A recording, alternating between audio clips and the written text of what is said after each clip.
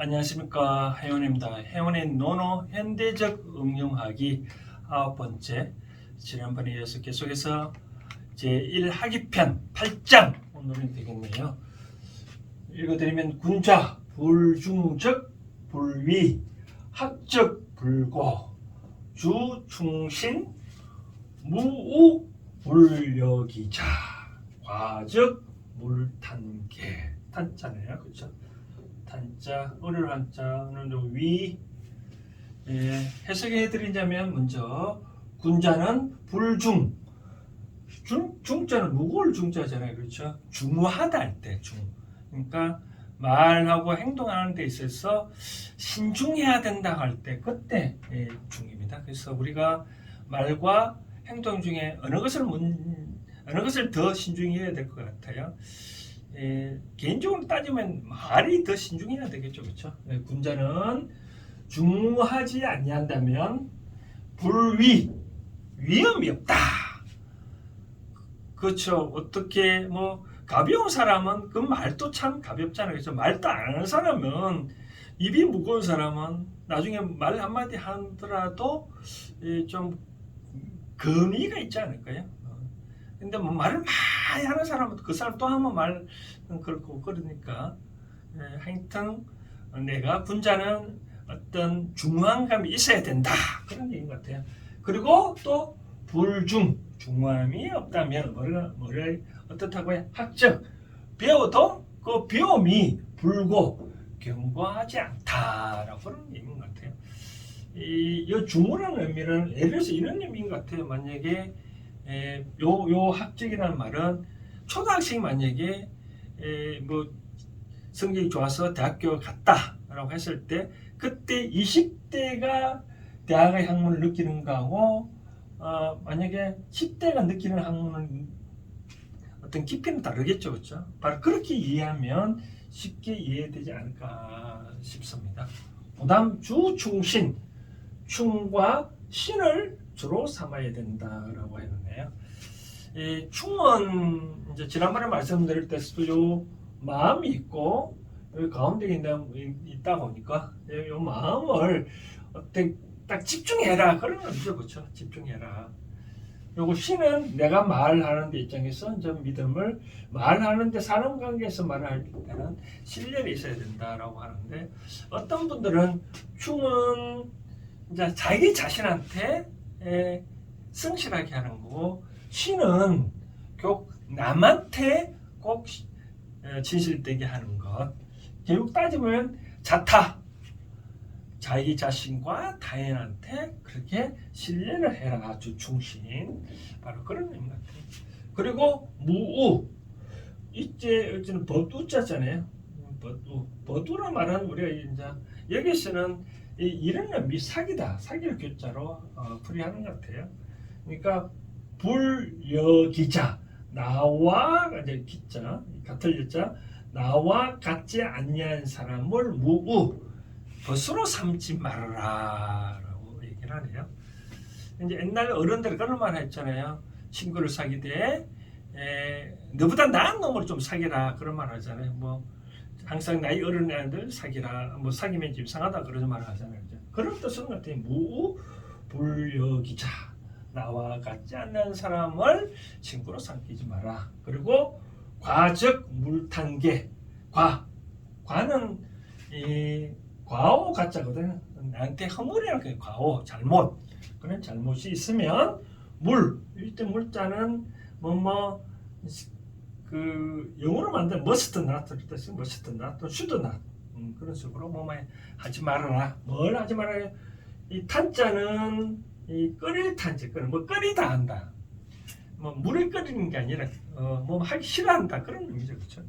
걔는 고칠게 즉 내한테 허물이 있거든 그것을 고치는 것을 끓이지 말아라 라고 합니다. 그래서 다시 해드리냐면 군자는 중후함이 없으면 위험이 없고 또 배워도 학문이 견고하지 못하다. 자기 자신한테나 타인한테나 성실을 해야 되고 또 나와 같지 않는 사람을 친구로 사귀지 말고 나한테 학문이 있거든 바로 고쳐라 라고 하는데 이 중에서 어떤 학자는 이런 얘기를 해요. 주충신이라는 말이 좀 그걸 흘러가다가도 좀 매끄럽지 못하죠, 그렇죠? 그래서 나중에 요것도 다른 제도 읽어보니까 다른 편에서도 나오는 말이거든요. 근데 왜 갑자기 여기에 끼어드는지 모르겠지만 공자의 어록이 그 당시에 공자가 하신 말씀을 바로 적어서 바로 어록을 편집한 게 아니라 공자의 3세들이 만들다 보니 이는 뭐 이상한 단어도 막 끼어있고 막 그런 것 같아요. 자, 여기서 이제 논의 현대적 응용하기 차원에서 저는 요 두 개의 문장 갖고 얘기를 하고 싶은데요. 요 무오불여기자하고 가정물탄계 요 갖고 좀 말씀을 드리고 싶습니다. 첫 번째, 나와 같지 아니한 사람을 사귀지 말라라고 하는데 요 사귀다는 말을 저는 다른 말로 존경의 의미로 표현을 하고 싶은데요. 친구도 나보다 지식이 많고 부자가 많은 사람들은 그 친구를 그냥 친구는 아니죠. 좀 존경스럽잖아요. 그죠?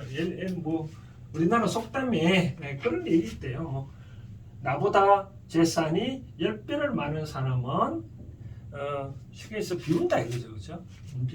비웃고 이제 100배가 많은 사람은 100배, 1000배가 많은 사람은 어떻게 한다?